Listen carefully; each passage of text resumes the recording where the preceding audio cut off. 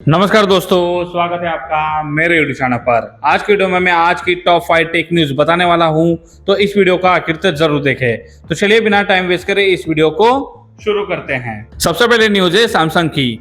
Samsung ने अपना नया गैलेक्सी M17 5G इंडिया में लॉन्च किया है, जो गैलेक्सी M सीरीज का एक और मॉन्स्टर एडिशन है। ये फोन अपने नो शेक कैमरा फीचर के लिए सबसे ज्यादा हाईलाइट हो रहा है, जिसमें 50 megapixel OIS triple camera setup दिया गया है। ऑप्टिकल इमेज स्टेबलाइजेशन के साथ ये कैमरा ब्लर और शेक को रिड्यूस करता है, जिससे फोटोज और वीडियोस दोनों क्लियर आते हैं। साथ ही 13 मेगापिक्सल फ्रंट कैमरा भी है सेल्फीज के लिए। डिजाइन भी काफी स्टाइलिश है, सिर्फ 7.5 mm slim cornering gorilla glass Victus protection और IP54 रेटिंग के साथ आता है, जो इसे डस्ट और स्प्लैश रेजिस्टेंस बनाता है। डिस्प्ले के लिए सैमसंग ने इसमें 6.7 inch FHD plus super AMOLED display दी है, जिसमें 1100 निट्स ब्राइटनेस मिलती है, ताकि आउटडोर में भी क्लियर विजिबिलिटी मिले। परफॉर्मेंस के लिए फोन में 6nm Exynos 1330 प्रोसेसर लगाया गया है, जो मल्टीटास्किंग और गेमिंग के लिए फास्ट और पावर एफिशिएंट है। बैटरी भी जबरदस्त है, 5000 mAh कैपेसिटी के साथ 25 वाट फास्ट चार्जिंग का सपोर्ट मिलता है। सॉफ्टवेयर के मामले में फोन लेटेस्ट एंड्रॉइड 15 और One UI 7 पर चलता है, जिसमें AI बेस्ड फीचर जैसे सर्कल टू सर्च और जेमिनी लाइव दिए गए हैं। सैमसंग ने यूजर के लिए 6 साल तक OS अपग्रेड और 6 साल तक सिक्योरिटी अपडेट का भी वादा किया है। साथ ही Samsung Knox vault security system और वॉइस फोकस जैसे फीचर भी मिलते हैं। गैलेक्सी M17 5G की स्टार्टिंग प्राइस 12,499 रुपीज रखी गई है और ये 13 अक्टूबर मतलब आज से Amazon, Samsung.com और सिलेक्ट रिटेल स्टोर पर सेल पर अवेलेबल होगा। अगली न्यूज है वीवो की।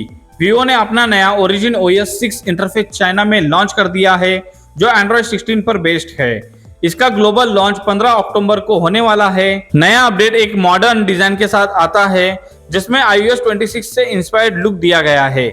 वीवो के मुताबिक ओरिजिन OS 6 में ग्रेजुअल ब्लर और लाइट एंड शैडो स्पेस जैसे नए विजुअल्स इफेक्ट मिलते हैं, जो UI को रियलिस्टिक और लेयर्ड बनाते हैं। इसके अलावा redesign lock screen notifications, live video wallpapers और नई लाइटिंग एनिमेशन भी ऐड की गई है, जो फोन को एक प्रीमियम फील देती है। परफॉर्मेंस और बैटरी के मामले में भी वीवो ने बड़े इंप्रूवमेंट्स किए हैं। कंपनी के हिसाब से फ्रेम रेट स्टेबिलिटी 11% तक बढ़ी है, मेमोरी रिसाइकलिंग 15% तक बेहतर हुई है और एप्स अब 11% ज्यादा फास्ट लॉन्च होते हैं। बैटरी बैकअप में भी सुधार हुआ है, जिससे वीडियो प्लेबैक में 18% और गेमिंग सेशन में 14% तक ज्यादा बैकअप मिलता है।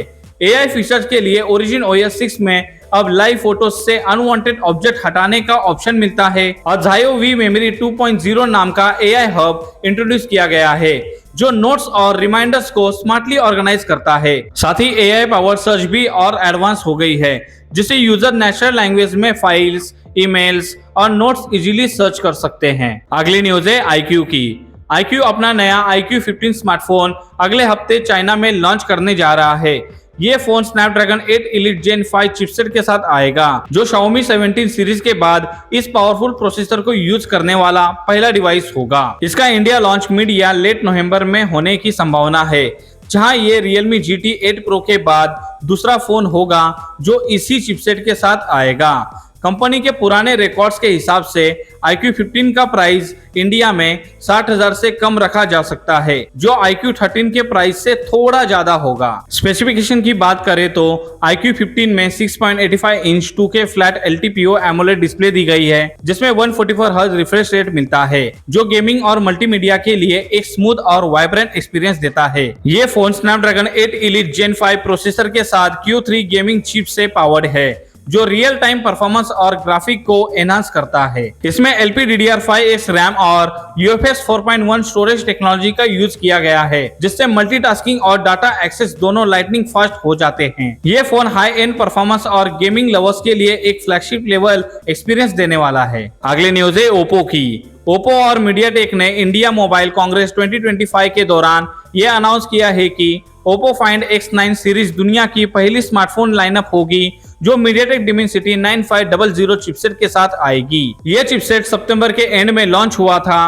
और Oppo Find X9 सीरीज का चाइना लॉन्च 16 अक्टूबर को होगा, जबकि इंडिया लॉन्च नवंबर में होने की उम्मीद है। इससे लगता है कि ग्लोबल प्रीमियर दोनों डेट्स के बीच रखा जा सकता है। यह अनाउंसमेंट खास इसलिए है क्योंकि डिमेंसिटी 9500 एक नेक्स्ट जेन फ्लैगशिप प्रोसेसर है जो ओप्पो के नए फोन्स को परफॉर्मेंस और एफिशिएंसी के मामले में काफी पावरफुल बनाएगा। Dimensity 9500 chipset third generation all big core architecture पर बेस्ड है, जिसमें मेन कोर 4.27 गीगाहर्ट्ज तक क्लॉक्ड है। मीडियाटेक के मुताबिक यह चिप पिछले वर्जन के 17% ज्यादा सीपीयू परफॉर्मेंस और 55% कम पावर कंजप्शन देता है।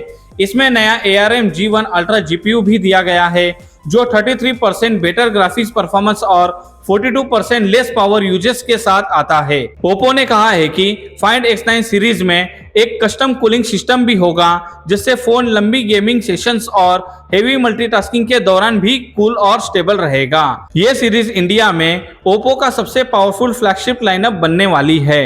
अगली न्यूज है गूगल की। गूगल ने अपना मशहूर और फन फील्ड नैनो बनाना मॉडल अब और ज्यादा प्लेटफॉर्म्स तक पहुंचा दिया है।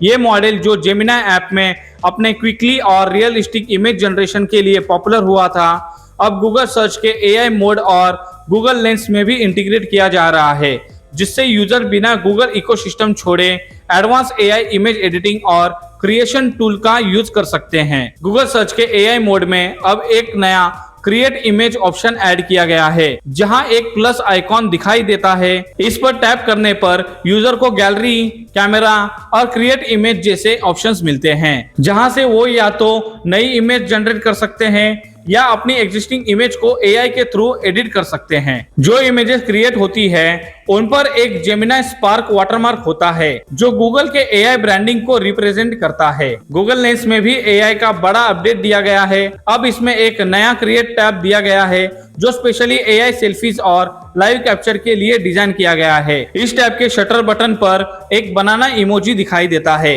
जो नैनो बनाना मॉडल को रिप्रेजेंट करता है। जब यूजर फोटो लेता है तो उसके बाद AI मोड के प्रॉम्प्ट बॉक्स में ले जाया जाता है, जहां वो अपने डिजायर ट्रांसफॉर्मेशन या स्टाइल डिस्क्राइब कर सकते हैं। ये फीचर अभी एंड्रॉइड यूजर्स के लिए यूनाइटेड स्टेट में रोल आउट हो रहा है, जो AI मोड सर्च लैब का हिस्सा है। गूगल कहते हैं कि ये अपडेट उनके इकोसिस्टम में जनरेटिव AI कैपेबिलिटीज को एक साथ लाने की डायरेक्शन में एक बड़ा कदम है। तो ये थी आज की टॉप 5 टेक न्यूज।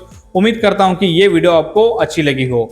वीडियो अच्छा लगे तो वीडियो को लाइक, शेयर और चैनल को सब्सक्राइब करना मत भूले। तो फिर जल्दी मुलाकात होगी किसी नए वीडियो के साथ।